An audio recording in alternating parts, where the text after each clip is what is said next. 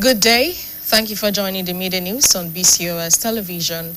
BCOS News visited major markets across Ibadan to assess the prices of foodstuff and how the fuel price hike is affecting trading activities. Hawa Ibrahim reports.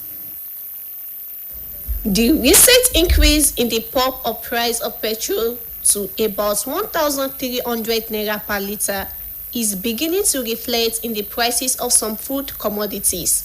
A BCOS News market survey across major markets in Ibadan metropolis revealed mixed price trends alongside reduced patronage as many residents grapple with the effects of the current economic situation. Many traders attributed the low turnout of buyers to declining purchasing power, noting that despite bringing goods to the market, sales have remained slow. A rice trader said the price of 50-kilogram bag of rice, which previously sold for between 52,000 naira and 54,000 naira, now sells for about 58,000 naira, blaming the increase on rising transportation costs. 55 lanta 54 nísìn ó ti di 58 59 ó ti wọ́n sí epo náà ni wọ́n bá jẹ́ pé epo wálẹ̀. Ní ti tẹ́lẹ̀ yẹn ọjà yá gan but last month this month little sales ló ń wà báyìí. Nǹkan ò wọ́n owó ni ò sí nílùú. However, sellers of pepper and vegetable oil reported a slight drop in the prices of their commodities compared to last month. They, however, noted that the reduction has not translated into improved patronage because many consumers still lack the purchasing power. Lóṣù tó lọ bí 63,000 ni ṣùgbọ́n lóṣù yìí nísìnyí ó ti dínwó sí 60,000 tó jẹ́ 25 litres tó jẹ́ kíngì tẹ́lẹ̀tẹ́lẹ̀ 5 litres rẹ̀ tó jẹ́ seal one à ń tà 16,500 ṣùgbọ́n lọ́wọ́lọ́wọ́ báyìí 16,000 ló dà ó wálẹ̀ díẹ̀.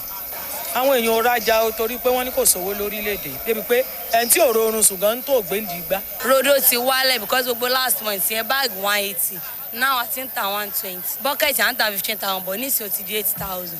The more bójú bá ṣe ń rọ̀ sí ló ṣe máa pọ̀ sí. Sales will really move dáadáa based on but towards ending of month ọjà ṣì máa ń yan. A yam trader also expressed concern over poor sales, explaining that reduced supply from farming communities has pushed up prices, making the staple food less affordable for many households. Iṣu eléyìí yóò gba 18,000 mẹ́fà 18,000 ọwọ́ sí ti tẹ́lẹ̀ ó mọ́ nítòfà tó fi wọ́n sí ni pé àwọn èèyàn pọ̀ ló kó mọ́ ń pa wọ́n. Àtúnwádélé náà ọjà owó òtún jẹ́ kọjọ́ ọ̀yá tó bá ṣe tẹ́lẹ̀ ní mọ̀ tàrú eléyìí ní 10,000 eléyìí bó ṣe wà ní ìsìn 16,000 jálẹ̀. The survey indicates that while the prices of rice and yam have increased, pepper and vegetable oil have recorded modest declines. Even so, traders say poor patronage remains their biggest challenge as the prevailing economic hardship continues to impact both buyers and sellers across the market. Hawa Ibrahim, BCOS News. Operatives of the Department of State Services, DSS, in Zamfara State have rescued all 4 remaining kidnapped students of the Federal Polytechnic Kaura Namuda. This was disclosed in a statement posted on X by security expert Zagazola Makama. Makama said DSS operatives, relying on intelligence, rescued the student, comprising 4 males and a female, late Wednesday without any ransom paid. According to him, one of the kidnappers was arrested during the operation, while others did not survive. The students were said to have been kidnapped on June 3rd at their off-campus hostel in the low-cost area of Kaura Namuda town after armed bandits stormed the building and seized 6 of them. The Nigerian Navy has reaffirmed its commitment to combating human trafficking and other transnational organized crimes with the handover of 2 rescued victims of human trafficking to the National Agency for the Prohibition of Trafficking in Persons. The Navy said the victims were rescued during a targeted anti-human trafficking operation before being transferred to NAPTIP's Lagos Zonal Command in Ikeja for rehabilitation, protection, and further investigation. The Nigerian Navy has increasingly expanded its maritime security operations to include the interception of human trafficking networks operating along coastal communities and waterways. The Federal High Court in Lagos has fixed Friday, July 24, to rule on an application by the National Drug Law Enforcement Agency, NDLEA, seeking permission to destroy a clandestine methamphetamine laboratory uncovered in a remote forest in Ogun State. Justice Musa Kakaki fixed the date after a special court sitting held at the facility in Muwe Village, Ijebu East local government area of the state. The application follows the July 10 arraignment of 3 Mexican nationals and 7 Nigerians by the NDLEA on an 11-count charge bordering on the alleged establishment and operation of clandestine methamphetamine laboratory.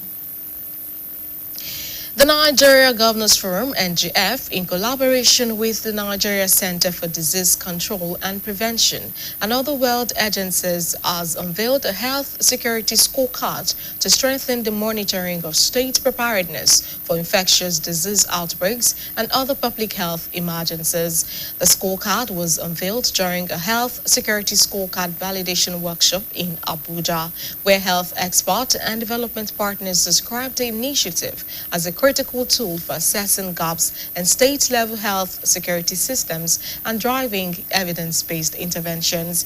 The Executive Director of Program Partnership at the NJF Secretariat, Dr. Ahmed Abdul Wahab, said the initiative was designed to establish a unified framework for evaluating health security governance across the 36 states.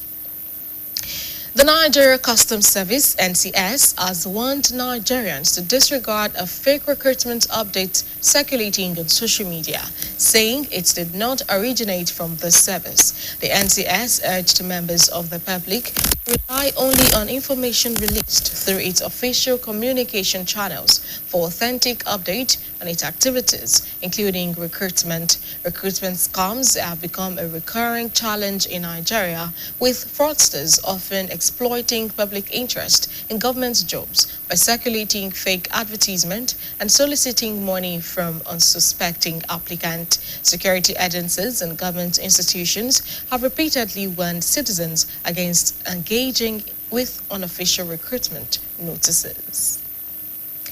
The Nigerian Educational Research and Development Council has reduced the cost of textbook assessment and ranking and directed that publishers who paid the higher assessment fees be refunded. The move aimed at easing the financial burden on stakeholders ahead of the implementation of the federal government's national textbook ranking system. The decision was announced in a statement personally signed by the Executive Secretary of the Council, Professor Salisu Shehu, and released in Abuja. Professor Shehu said the revised charges took immediate effect, adding that they were intended to support publishers and authors participating in the new textbook evaluation process. BCOS TV is now on IGTV app, and you can watch us from any part of the world. BCOS website is live. Kindly visit www.bcostv.com. You can also watch us on GoTV, channel 134 and channel 113 on Star Times. And now, before I go, security is everybody's business. If you see something, say something. And that ends the media news. Thank you for joining us. Good afternoon.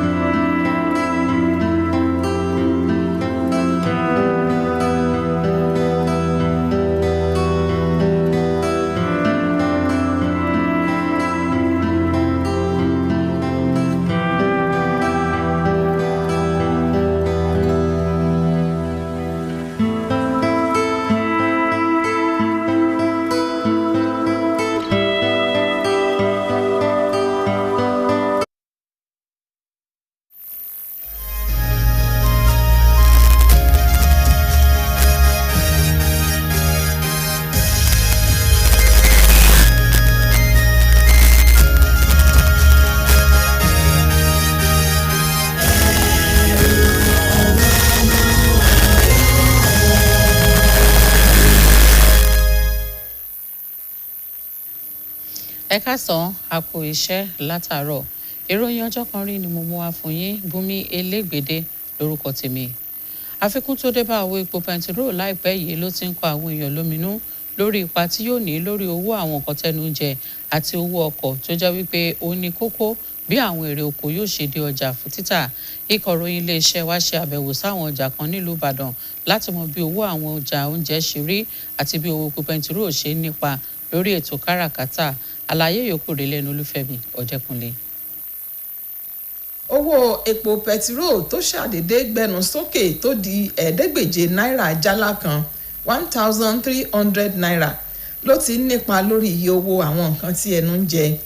Ikọ̀ ìròyìn iléeṣẹ́ wa BCOS lọ káàkiri àwọn ọjà nílùú Ìbàdàn tó sì rí àrígbámú rẹ̀ pé owó ọjà kò dúró sójú kan, bẹ́ẹ̀ náà sì ni àwọn oníbàárà náà kò fi bẹ́ẹ̀ lọ sí ọjà.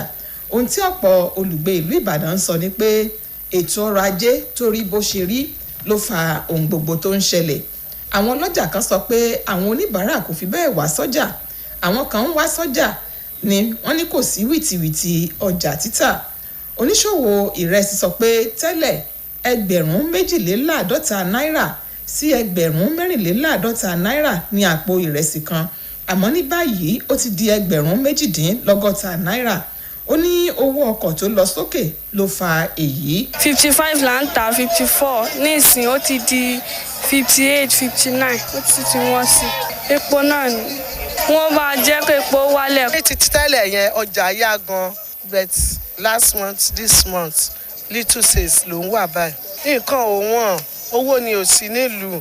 Ní ti àwọn òǹtajà èlò ọbẹ̀ àti òróró, ó ní owó àwọn ọjà yìí wálẹ̀ díẹ̀ sí iye tí ó jẹ́ nítorí owó tí kò sí lọ́wọ́ ọ̀pọ̀ wọn.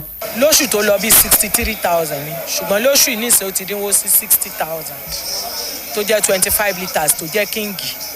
Tẹ́lẹ̀tẹ́lẹ̀ 5 litres rẹ̀ tó jẹ́ seal 1 à ń tà ní 16,500 ṣùgbọ́n lọ́wọ́lọ́wọ́ báyìí 16,000 ló dà, ó wálẹ̀ díẹ̀. Àwọn èèyàn ò rajà o torí pé wọ́n ní kò sówó lórílẹ̀‐èdè débi pé ẹni tí ò rọrùn ṣùgbọ́n ń tó gbéǹdì gbá. Rodo ti wálẹ̀ because gbogbo last month yẹn báàgì 180 now a ti ń ta 120 bucket à ń ta 15,000 but nísìnyí ó ti di 8,000. The more bójú bá ṣe ń rọ̀ sí ló ṣe máa pọ̀ sí. Sales ò really move dáadáa based on but towards ending of month ọjà ṣì máa ń yá. Òǹtajà iṣu náà fi ẹ̀dùn ọkàn hàn pé kò sí ọjà rárá pẹ̀lú bí ó tún ṣe rí yìí, kò fi bẹ́ẹ̀ sí nǹkan oko nílẹ̀ lọ́jà, èyí tó mú kí owó ìwọ̀nba tó wà nílẹ̀ kó lọ sókè tí agbára ọ̀pọ̀ ènìyàn kò sì ká láti rà á. Iṣu eléyìí yóò gba 18,000 mẹ́fà 18,000 ọwọ́ sí ti tẹ́lẹ̀ ó mọ́ nítòfà tó fi wọ́n sí ni pé àwọn èèyàn pọ̀ ló kó mọ́ ń pa wọ́n. Àtúnwádélé náà ọjà owó òtún jẹ́ kọjọ́ ọ̀yá tó bá ṣe tẹ́lẹ̀ ní mọ̀ tàrú eléyìí ní 10,000 eléyìí bó ṣe. Àdínkù dé bá ti ata àti ewébẹ̀. Àwọn ọlọ́jà ní ìpèníjà tí àwọn tó ń nípa lórí òǹtajà àti òǹrajà yíká ọjà gbogbo. Olúfẹ́mi Ọ̀dẹ́kunlé ló ń ròyìn fún iléeṣẹ́ BCOS. Ikọ̀ iléeṣẹ́ aláàbọ̀ tẹlẹ̀múyẹ́ DSS nípínlẹ̀ Zamfara ti dóòlà àwọn akẹ́kọ̀ọ́ 4 tó ṣẹ́kù lára àwọn akẹ́kọ̀ọ́ ilé ẹ̀kọ́ pólì tí ìjọba àpapọ̀ nílùú Kaura Namunda tí àwọn ajínigbé jí gbé. Èyí jẹyọ nínú àtẹ̀jáde tí akọ́ṣẹ́mọṣẹ́ onímọ̀ nípa ètò ààbò Zagazola Makama fi síta lójú òpó ìkànsíra ẹni rẹ̀. Makama ní àwọn òṣìṣẹ́ ọ̀tẹlẹ̀múyẹ́ DSS tí wọ́n dáhùn sí ìpè pàjáwìrì àti tí wọ́n tẹ̀lé ìròyìn ọ̀tẹlẹ̀múyẹ́ nípa ìjínigbé àwọn akẹ́kọ̀ọ́ náà tí wọ́n jẹ́ ọkùnrin 4 àti obìnrin kan lálẹ́ ọjọ́rú ni wọ́n dóòlà wọn.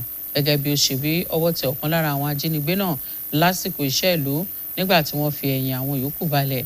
Àwọn akẹ́kọ̀ọ́ ọ̀hún ní ìròyìn fi yé ni pé wọ́n jí gbé lọ́jọ́ 3 oṣù kẹfà